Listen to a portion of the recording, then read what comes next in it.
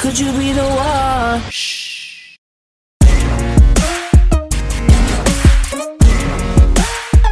Good, good. Good, good. Could you be the one? Saya Alvin Yogi Saputra, NPM 1969. Saya akan menjelaskan mengenai materi pengertian sistem Among, penerapan sistem Among, dan alasan penerapannya. Yang pertama yaitu kita akan membahas mengenai pengertian sistem Among. Kata Among berarti mengasuh, memelihara, menjaga, merawat, sedangkan orang yang melaksanakan Among disebut sebagai pamong, yaitu orang yang memiliki kepandaian dan pengalaman lebih dari yang diamong. Dalam gerakan pramuka, pembina pramuka adalah pamong yang berperan untuk menjaga, membenarkan, meluruskan, mendorong, memberi motivasi, serta sebagai tempat berkonsultasi dan bertanya.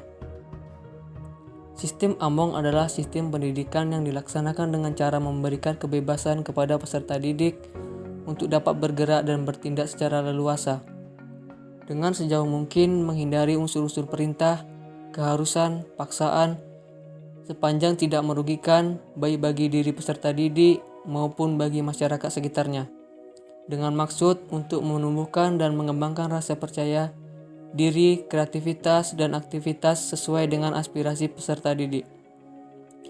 Sistem Among adalah hasil pemikiran dari Raden Mas Suwardi Suryaningrat yang dikenal dengan nama Ki Hajar Dewantara. Beliau adalah Bapak Pendidikan Nasional Indonesia yang juga berpendiri perguruan taman siswa. Selanjutnya, saya akan membahas mengenai penerapan sistem Among dan alasan penerapannya. Proses pendidikan kepramukaan atas dasar sistem Among harus dilaksanakan dalam suasana kekeluargaan. Penerapan sistem Among dalam gerakan pramuka tidak lain merupakan tuntutan sikap laku seorang pembina harus menjadi manusia yang pemberi teladan, manusia pendorong positif bagi peserta didik. Sistem Among mengharuskan pembina mempunyai sikap laku yang sesuai dengan yang pertama, di depan memberi teladan yang sering kita sebut sebagai Ingarso Sung Tulodo. Kemudian yang kedua, di tengah-tengah membangun kemauan yang sering kita sebut dengan Ingmadio Mangun Karso. Kemudian yang ketiga, di belakang memberi dorongan yang sering kita sebut dengan Tutwuri Handayani. Kursus pembina pramuka mahir tingkat dasar. Dalam melaksanakan tugasnya, pembina harus memelihara sikap baik yang berdasarkan pada yang pertama, rasa cinta kasih, rasa keadilan, rasa kepantasan, dan rasa kesanggupan berkorban. Kemudian yang kedua, rasa disiplin disertai inisiatif. Kemudian yang ketiga, bertanggung jawab terhadap Tuhan, masyarakat, dan dirinya. Sistem Among dalam gerakan pramuka, para pramuka dibiarkan berkembang pribadinya, bahkan kemampuannya, cita-citanya. Tugas pamong pembina hanyalah menjaga, membenarkan, meluruskan, mendorong, memberi motivasi, tempat bertanya, dan tempat meminta pertimbangan. Sistem Among digunakan secara terpadu, tidak terpisah-pisah satu dengan lainnya. Karena itu untuk semua golongan peserta didik digunakan teladan, memberikan daya kreasi dan dorongan. Selanjutnya, alasan kenapa penerapan sistem Among tersebut. Alasan penerapan sistem Among adalah di mana sasaran proses pendidikan kepramukaan itu adalah mental, fisik, pengetahuan, keterampilan, dan pengalaman peserta didik dalam gerakan pramuka, yang sasaran akhirnya adalah menjadikan para pramuka itu sebagai kadar pembangunan yang bermoral Pancasila. Untuk mencapai maksud itu, maka proses pendidikan itu harus diberikan secara konkret.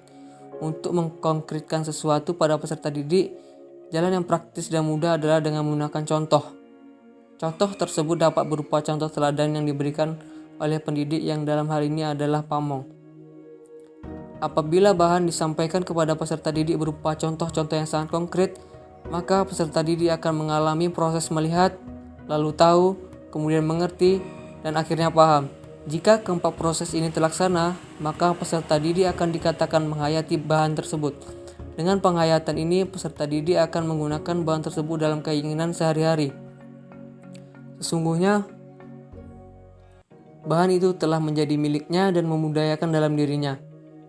Diterapkan sistem Among dalam gerakan pramuka tidaklah karena sistem Among itu merupakan hasil pemikiran yang dilandasi oleh prinsip-prinsip filsafat, ideologi, ilmu jiwa, dan bahkan diakui dalam pendidikan dan ilmu pengajaran mutakhir. Tetapi, jika sesuai proses yang diuraikan di atas, ketegasan proses itu adalah tampak pada ungkapan sistem Among yang bentuk kalimat sederhananya, ing arso sung tulodo maksudnya di depan menjadi teladan, ing madyo mangun kursumo maksudnya di tengah membangun kemauan, tutwuri handayani artinya di belakang memberi motivasi. Assalamualaikum warahmatullahi wabarakatuh. Hello guys, nama saya Rani Febrianingsi. Di sini saya akan menjelaskan materi selanjutnya, yaitu tugas pokok dan tanggung jawab sistem Among. Tugas pokok pada sistem Among terdiri dari pembina pramuka mempunyai tugas membina pramuka dengan menggunakan prinsip dasar kepramukaan, metode kepramukaan, dan sistem Among yang berkewajiban selalu memperhatikan 3 pilar kegiatan kepramukaan. Yang kedua, pembina pramuka bertugas dengan sukarela menempatkan posisinya sebagai mitra peserta didik untuk dapat memfungsikan diri peserta didik sebagai subjek pendidikan, karena pada hakikatnya kepramukaan adalah pendidikan sepanjang hayat, dan oleh karena itu peserta didik harus disiapkan sejak dini bahwa merekalah yang akan mendidik dirinya sendiri. Yang ketiga, sebagai mitra peserta didik, pembina pramuka bertugas untuk selalu memberikan motivasi, stimulasi, bimbingan, bantuan, dan menyediakan fasilitas kegiatan. Yang keempat, pembina pramuka berkewajiban membantu gugus depan dalam rangka pelaksanaan kerjasama dan hubungan timbal balik antara gerakan pramuka dengan orang tua atau wali pramuka dan masyarakat. Dalam melaksanakan tugasnya, pembina pramuka memiliki tanggung jawab. Yang pertama, terselenggaranya kepramukaan pada satuan pramuka. Yang kedua, tetap terjaganya pelaksanaan prinsip dasar kepramukaan dan metode kepramukaan pada semua kegiatan pramuka. Yang ketiga, terselenggaranya kepramukaan yang teratur dan terarah sesuai dengan visi dan misi gerakan pramuka. Yang keempat, terwujudnya peserta didik yang berkepribadian, berwatak, berbudi pekerti luhur, dan sebagai warga negara Republik Indonesia yang berjiwa Pancasila, yang setia dan patuh kepada Negara Kesatuan Republik Indonesia atau NKRI.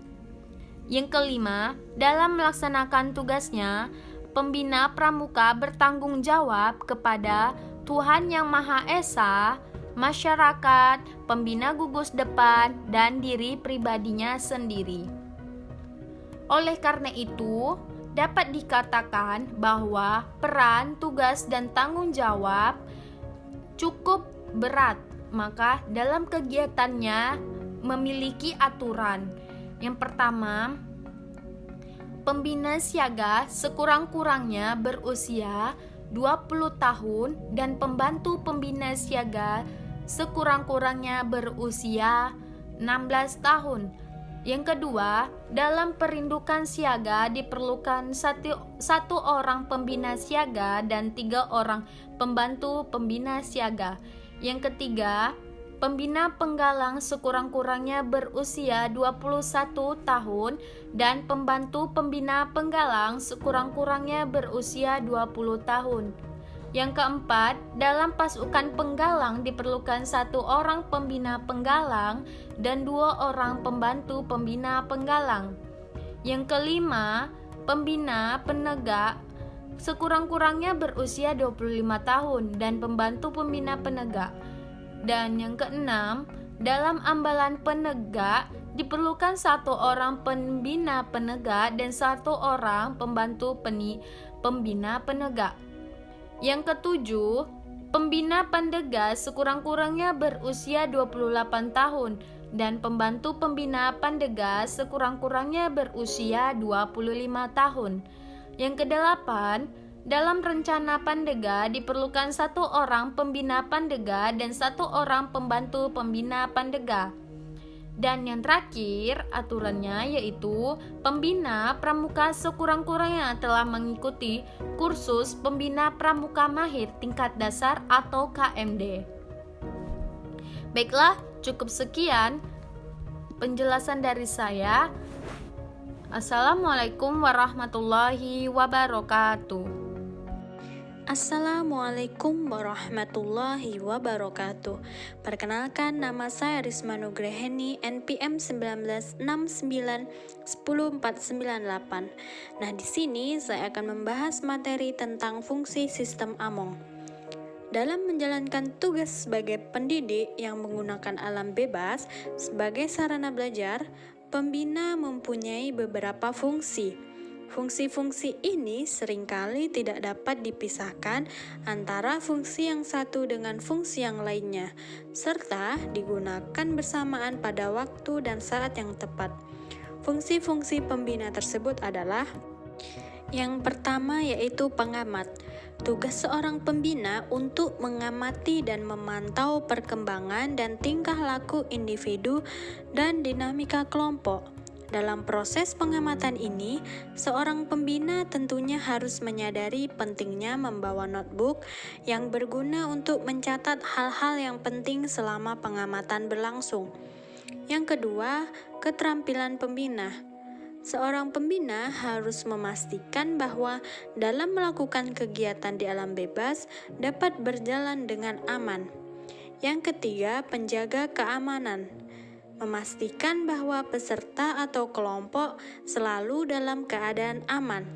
Sisi samping dari fungsi ini adalah untuk mengantisipasi keadaan bahaya atau beresiko tinggi. Maka pembina harus menguasai teknik-teknik P3K, minimal sesuai dengan ruang alam bebas yang sedang digunakan. Yang keempat yaitu fasilitator, yakni memberikan dan menyediakan fasilitas bagi peserta atau kelompok kursus untuk belajar. Fasilitas yang dimaksud di sini adalah selain sarana pelatihan dan pendidikan, juga metode dan teknik-teknik pengajaran yang tepat untuk peserta atau kelompok. Yang kelima, presenter, yakni pembina juga harus menguasai teknik-teknik presentasi yang baik. Presentasi yang dimaksud adalah mencakup juga presentasi dalam berdinamika kelompok di outdoor. Yang keenam, translator. Setiap pribadi dalam kelompok biasanya memiliki watak karakteristik dan gaya komunikasi yang berbeda-beda. Tugas pembina adalah menjembatani perbedaan ini, karena jika terjadi konflik komunikasi dan tidak ditengahi, dapat merusak proses pelatihan atau dinamika kelompok. Yang ketujuh, penasehat. Berkaitan dengan fungsi fasilitas, seorang pembina juga harus mempersiapkan dirinya menjadi seorang penasehat yang tidak menasehati. Pembina haruslah melayani dengan penuh empati. Yang kedelapan, panutan. Seorang pembina dituntut menjadi panutan bagi peserta, orang yang melaksanakan tugas dengan sungguh-sungguh, taat pada tata tertib, disiplin, dan sebagainya. Tingkah laku dan tindakan pembina akan selalu dilihat oleh peserta, baik saat senggang atau santai maupun saat menjalankan aktivitas. Yang kesembilan, pemimpin. Menjadi seorang pemimpin di dalam kelompok peserta didik adalah salah satu tugas dan peran pembina di dalam sebuah kegiatan. Yang kesepuluh, perencana kegiatan. Fungsi pembina yang paling tinggi dan mungkin puncak dalam tugasnya adalah menyusun suatu program kegiatan yang dibutuhkan oleh peserta didik. Penyusunan program kegiatan adalah faktor penting dalam menjamin tercapainya tujuan kegiatan. Pembina adalah seorang pendidik yang unik, menggunakan metode yang unik, ruangan belajar yang luas atau outdoor, memiliki peserta didik dengan latar belakang yang beragam dan secara individu maupun kelompok. Fungsi yang dijabarkan di atas menggambarkan secara implisit kekhasan seorang pembina. Mana yang tepat digunakan, semua tergantung dari tugas yang dijalankan dan kebutuhan yang harus dipenuhi. Salah satu yang pasti, pengalaman dan kemauan belajar akan mendukung kemampuan seorang pembina dalam menjalankan tugas yang diharapkan dari dirinya. Baiklah, hanya itu yang dapat saya sampaikan. Lebih dan kurang saya mohon maaf. Wassalamualaikum warahmatullahi wabarakatuh.